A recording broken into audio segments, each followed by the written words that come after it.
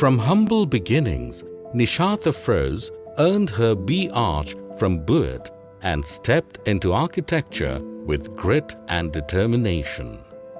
But interior design and landscaping, that's where she found her fire.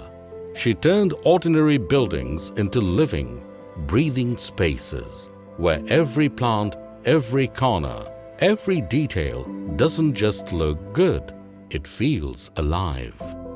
Her projects, from urban offices to factories, carry a signature, functional elegance fused with nature. For her, landscaping isn't just decoration. It's a commitment to environment, to plants, to sustainability, a bold statement that architecture can nurture life. Meet the designer who turns spaces into living art, Nishat Afrose.